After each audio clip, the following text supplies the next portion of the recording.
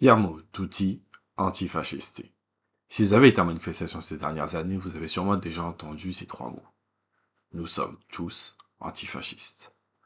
Un logo aux couleurs rouge et noir, une image associée à la violence, et des militants qui prônent la lutte directe pour lutter contre l'extrême droite. Quelles sont les origines du mouvement antifasciste?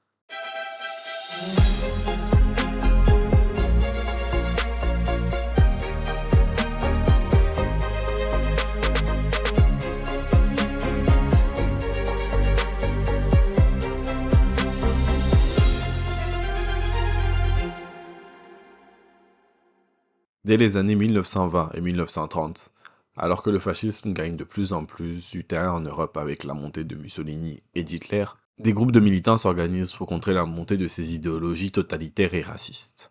Le mouvement Antifa trouve ses premières origines concrètes en Allemagne avec la création de l'Antifaschistische Aktion par des groupes communistes, marxistes et anarchistes. L'objectif principal était de s'opposer à la montée du nazisme et à la violence des sections d'assaut, les troupes d'élite nazies.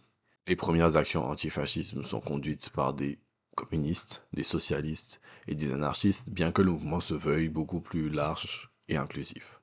Pendant la Seconde Guerre mondiale, le mouvement va continuer à lutter contre le régime nazi, mais cette fois par des actions beaucoup plus clandestines et souterraines, notamment dans les pays occupés.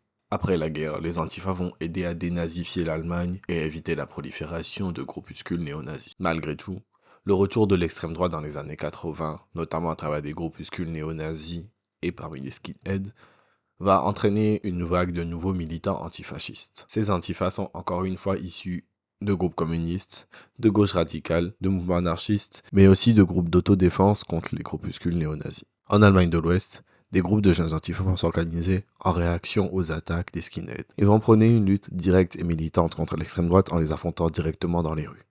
Après la chute du mur de Berlin en 1989, l'extrême droite va s'élargir dans toute l'Allemagne réunifiée. Les mouvements antifa vont alors se réunir dans une coalition à l'échelle nationale.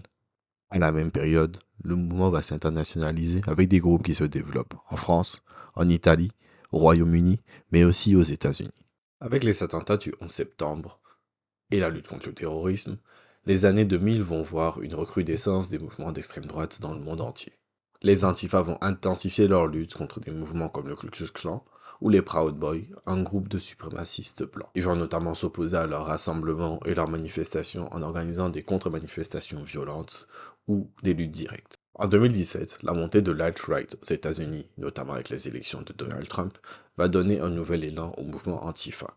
Ces groupes vont se faire connaître mondialement après les manifestations de Charlottesville, où des militants antifascistes vont affronter des suprémacistes blancs et des néo-nazis. Les antifas vont gagner de plus en plus de visibilité au sein des manifestations contre les mouvements d'extrême droite, et les critiques à leur égard vont s'intensifier notamment dans des médias et chez des politiciens de droite qui condamnent leur violence. Les accusations sont encore bien présentes aujourd'hui, le mouvement antifa continuant d'exister dans plusieurs régions du monde, notamment en Europe et en Amérique du Nord, comme une nécessité face à la montée des idées d'extrême droite, totalitaires et racistes. Les antifas, souvent en première ligne dans les luttes contre les idéologies et la violence raciste, subissent de plus en plus de critiques et de menaces systémiques. En France par exemple, selon certains de ses proches, le ministre de l'Intérieur Bruno Retailleau réfléchirait à la dissolution de la Jeune Garde, un groupe antifasciste cofondé par le député LFI Raphaël Arnaud, pour lutter contre une extrême droite de plus en plus présente dans les rues.